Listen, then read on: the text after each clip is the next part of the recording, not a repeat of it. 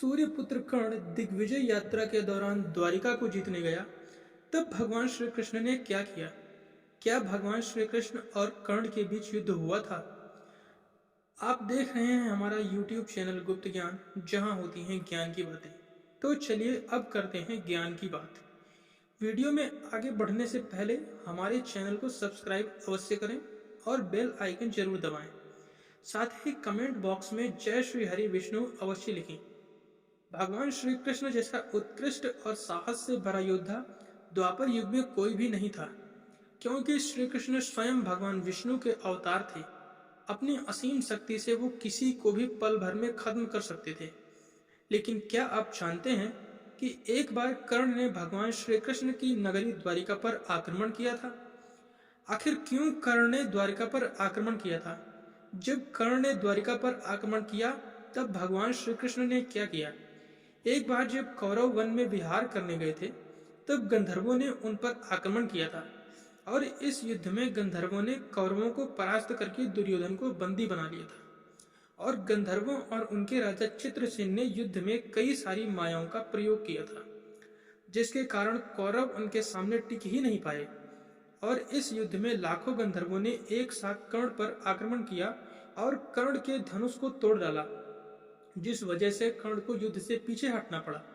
और गंधर्व युद्ध के समय कर्ण के पास अपना दिव्य धनुष यानी विजय धनुष भी नहीं था, क्योंकि कर्ण ने कभी भी विजय धनुष का इस्तेमाल किया ही नहीं। इसने तो केवल महाभारत के 17वें दिन ही अर्जुन के विरुद्ध उस विजय धनुष का उपयोग किया था। और इस युद्ध में अपने साधारण से धनुष के बलबूते पर कर्ण कोई भी दिव्यास्त्र नहीं चला पाए थे। और इसी के चलते कर्ण को सब भगोड़ा भी कहने लगे। उसकी वीरता पर लोगों ने कई सारे सवाल उठाए। इसके बाद उसने अपने खोए हुए सम्मान को वापस पाने के लिए दिग्विजय यात्रा करने का विचार किया। पहले कर्ण ने पांचाल नरेश द्रुपद के राज्यों पर आक्रमण किया और अपनी विशाल सेना के साथ कर्ण ने द्रुपद के राज्यों को चारों ओर से घेर लिया।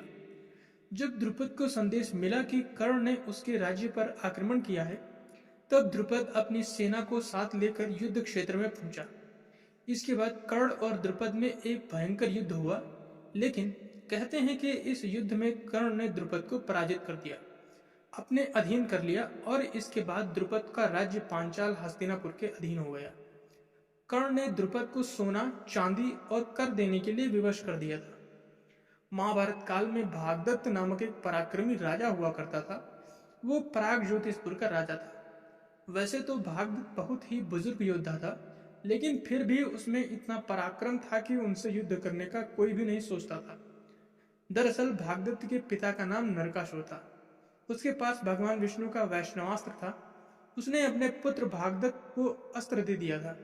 वैष्णवास्त्र को किसी भी अस्त्र से नहीं रोका जा सकता था, लेकिन कर्ण ने अपने दिग्विजय यात्रा के दौरान महापराक्रमी भागदत्त को भी परास्त कर दिया था। दिग्विजय यात्रा के समय कर्ण ने भागदत्त के राज्य पर बड़ी ही कुशलता के साथ आक्रमण किया और इसके बाद भागदत्त के साथ जब कर्ण का महायुद्ध हुआ, तो कर्ण उसमें भागदत्त को परास्त करके एक वीर योद्धा कहलाया। इसके बाद कर्ण मगध और चेदि को भी जीत लिया। इसी तरह कर्ण ने सारी दिशाओं में दिग्विजय यात्रा कर सारे राजाओं को अपने अधीन कर लिया, यानी कि हस्तिनापुर के अधीन कर लिया था। और अंत में कर्ण अपनी सेना को लेकर श्री कृष्ण की नगरी द्वारिका पर पहुंचते हैं। देवराज इंद्र के पुत्र अर्जुन के साथ कर्ण की दुश्मनी थी, इसलिए इंद्र ने जल्द ही कर्ण को दिग्विजय यात्रा का संदेश बलराम जी के पास पहुंचा दिया। इंद्र बलराम जी से कहते हैं, हे बलराम, कर्ण विजय यात्रा पर निकला है। उसने एक एक करके सारे राजाओं को परास्त कर दिया है और अब उसकी नजर द्वारिका पर है और वो अपनी सेना के साथ द्वारिका की ओर बढ़ रहा है। इंद्रदेव की बात सुनकर बलराम जी कहते हैं, हस्तिनापुर की अधीनता हम यादव कभी स्वीकार नहीं करेंगे।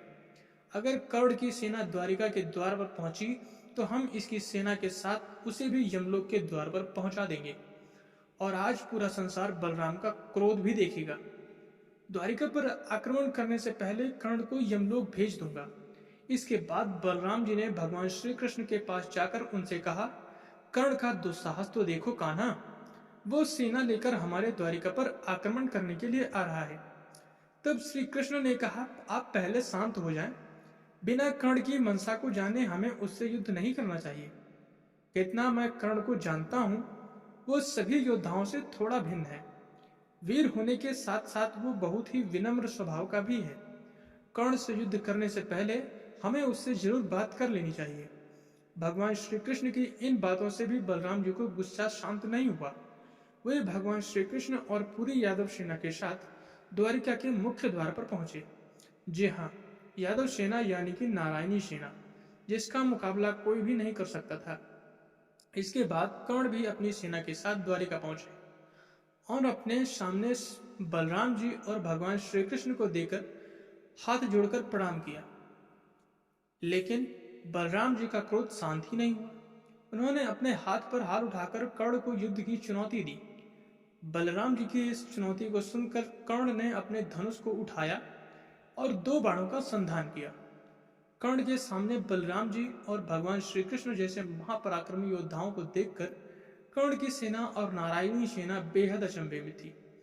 युद्ध क्षेत्र पर मौजूद हर एक योद्धा चिंता में था। इसके बाद कर्ण ने धनुष की प्रत्यंचा को खींचकर भगवान श्री कृष्ण और बलराम जी पर एक बाण चलाया, तो देखते ही देखते 2 भिन्न भिन्न बड़ी मालाओं में बदल गया और देखते ही देखते भगवान श्री कृष्ण और बलराम जी के गले में ये माला जाकर गिरी।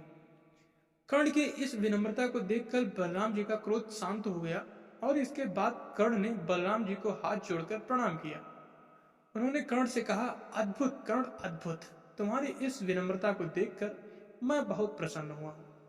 मैंने बहुत से बड़े बड़े पराक्रमी योद्धा देखे हैं, लेकिन उनके अंदर विनम्रता की हमेशा कमी रहती है। लेकिन आज मैंने तुम्हें देखा तो मैं भी धन्य हो गया हूँ। जहाँ कर्ण समेत उनकी पूरी की पूरी सेना का भोजन परोसा गया, वैसे तो कर्ण ने कई सारे राजाओं को परास्त करके उन राज्यों को अपने अधीन कर लिया, यानी कि हस्तिनापुर के अधीन कर लिया, लेकिन उसने द्वारिका पर आक्रमण नहीं किया और न ही उनसे युद्ध करने की सोची, क्योंकि स्वयं कर्ण भी जानता था कि जहां पर शेषनाग और स्वयं श्री हरि विष्णु के अवतार मौजूद हैं, वहां पर कोई साधारण मनुष्य क्या देवता भी युद्ध नहीं कर सकते। इस विषय में आपकी क्या राय है, कमेंट बॉक्स में जरूर बताएं। वीडियो अगर आपको अच्छी लगी तो लाइक करें, हमारे चैनल को सब्सक्राइब करें और ज़्यादा से ज़्यादा शेयर भी करें। मिलेंगे एक और नई खास वीडियो के साथ। तब तक के लिए देखते रहिए, खुश रहिए, मस्त रहिए। नमस्कार।